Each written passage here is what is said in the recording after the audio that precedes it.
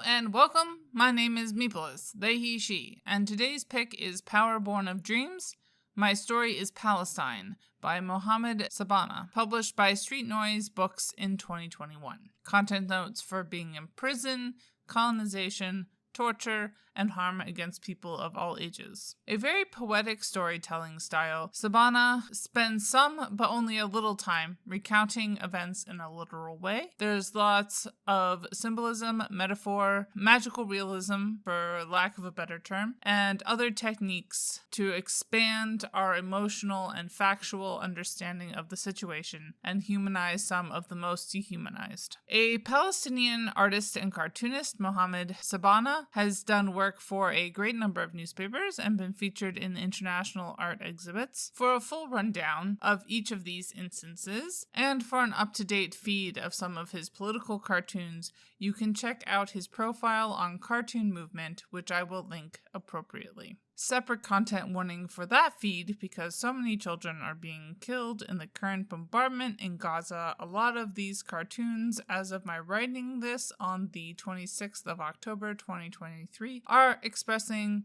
a lot of outrage over the bodies of dead children. Power Born of Dream is based off of Sabaaneh's own experience as a political prisoner in Israel. And as of the publication of this book, he lived in Ramallah in the West Bank. I was surprised, but not surprised, by a reference in his author's note to the influence of and friendship with Seth Bachman, who is also a very interesting and worthwhile comics creator to read and follow. Would recommend. The summary is, quote, "What does freedom look like from inside an Israeli prison? The walls of the cell are etched with the names of the prisoners who came before. A bird perches on the cell window and offers a deal. You bring the pencil and I will bring the stories. Stories of family, of community, of Gaza, of Palestine." Mohammad Sabaaneh brings his striking linocut artwork to help the world see Palestinian people as human, not as superheroes or political symbols. End quote. Striking and very unique. The use of linocut to create the compact and impactful graphic novel really augmented the stories being told. The stark white on black, similar but also pretty distinctive from the style of Zaina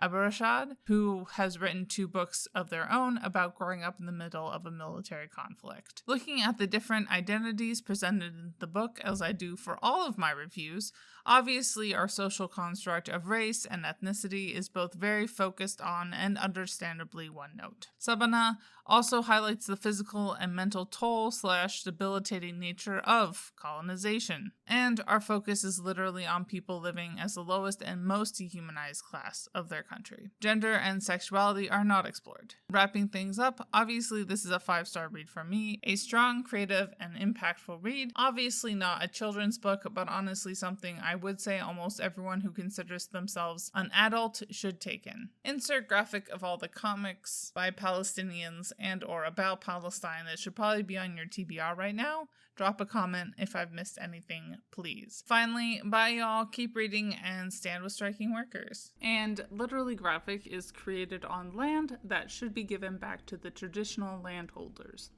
which in this case is, to my knowledge, the Mississaugas of the Credit First Nation, an Anishinaabe people, the Haudenosaunee Confederacy, and the Huron-Wendat Nation.